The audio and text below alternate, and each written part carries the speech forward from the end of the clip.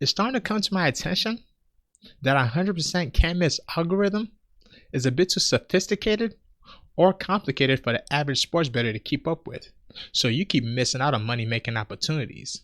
So this week, we here at Unprofessional Breakdown, brought to you by BetOnline, are going to dumb it down. This time, using fundamental reading skills while writing in cursive to look smarter than we actually are. We have a lot of money to make, so let's go. First fight.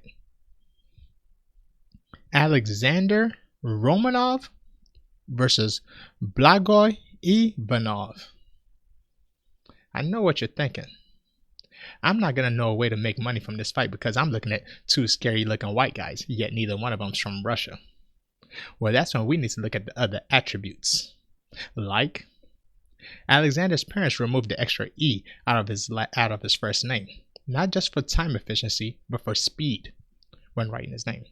And if there's one thing I know about heavyweight, is an athlete who comes in there with speed is nothing to play with. So I'm going with Alexander R. Next fight. Unprofessional Breakdown GOAT. Ronda Rousey is making her way down to flyweight to fight Luana Carolina from Brazil, which is quite interesting because no amount of jiu-jitsu that she's going to learn down there is going to stop our girl from hitting her patented first round armbar. So we're going with Ronda Rousey via first round armbar. Next fight. Well, if it isn't Twerkman, Jordan Twerkman Levitz versus, say it with me, we don't care. If you think we're going against Twerkman on an Unprofessional Breakdown, you haven't been paying attention. We're going with Twerkman all the way. Next fight. Yana Santos versus Macy Chasen.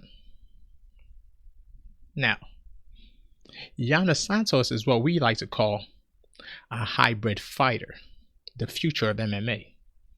Not only is she Russian, meaning she has world-class grappling wrestling, but she just recently acquired the last name Santos through marriage, meaning her jiu-jitsu just got multiplied tenfold. I don't know if you're keeping track, but that's two high-level grappling accolades that she's bringing into a fight against Macy. And no matter how much I love Macy's core haircut, there's just too many odds for her to overcome. So I'm going with Yana Santos. Next fight. Joanderson Brito versus Q. Wait. I have some inside information about this fight. Q-Skin Escobar's already pulled out, and he's going to be fighting a newcomer, meaning he's going to be represented by the GOAT, Michael the Count Bisping. Now, there's been a lot of drama and talking about how somebody in this fight doesn't belong in the UFC, and this is going to be a lopsided fight. Well, guess what? It's not going to be our GOAT, Michael the Count Bisping. So when they update this picture, we're going to keep ourselves out of all that drama, but best believe we're going to be banking on Bisping. Next fight. Kevin Lee versus Renat Fakhratdinov. Yes. Now this is interesting because ever since I've been giving out my multi-million making opportunities, I've been hearing the same question. Where does Kevin Lee fit into all this? Well, here we are. Being brought in to fight no mustache, full beard Russian with 8 consonants in his last name, or what we here at Unprofessional Breakdown like to call a warm-up fight, which is exactly what Kevin needs in his return back to the UFC. So we're betting with Kevin Lee. Next fight. Abdul Razak Alhassan versus Bruno Ferreira.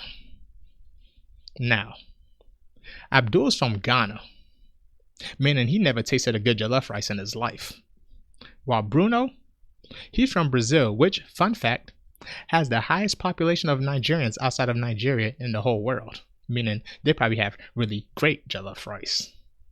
Now, unfortunately for Bruno, this isn't a rice cooking contest, it's a fist fight. So I'm going with Abdul. Next fight. Ismail Bonfim versus Benoit Saint Denis. Now, you guys already know, when we see a picture of a fighter in black and white, that means the other fighter already beaten that level of the campaign and the story mode. But look closer. This isn't black and white. This is gray. Meaning somebody decided to turn up the difficulty meter of this stage of the story mode, maybe to unlock more achievements.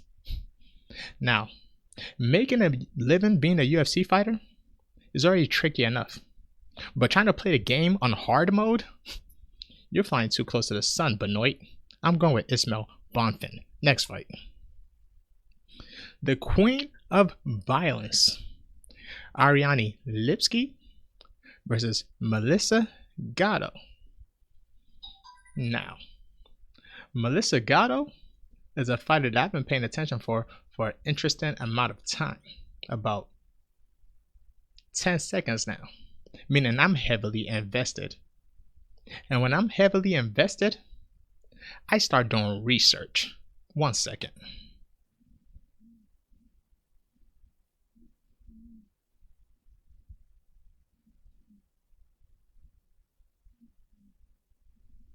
I'm going with Melissa. Next fight. Max Payne Griffin versus Michael Morales. Very, very interesting. Max Payne Griffin, MPG, miles per gallon. Michael Morales, M&M, white rapper. Sometimes this betting thing is way too easy. So we have a white rapper and an economically friendly car. I'm not even going to insult your intelligence by telling you what that means. Next fight. Damir Ismagulov versus Grant Dawson. Say it with me. I may be white, I may be Asian guy from a country ending in Stan. This guy's not losing. I'm going with Damir Ismagulov. Next fight. And here we are at our main event. Do you remember that one edgy kid in middle school that only made that kind of joke? Those same kind of jokes. You remember him. We all had that same kid. Well, he grew up. And now he's a UFC fighter. And a pretty good one at that. He's number 7. Which is why he's headlining a card against Abdul Magomedov in the second UFC fight. Unprofessional matchmaking. Which tells me somebody at the UFC has an algorithm almost as powerful as we do. And for the first time in Unprofessional breakdown history, I'm going to say stay away from betting on this fight so we could gather more information. So the UFC wants to go algorithm for algorithm. You don't know who you're playing with. Good luck with your picks.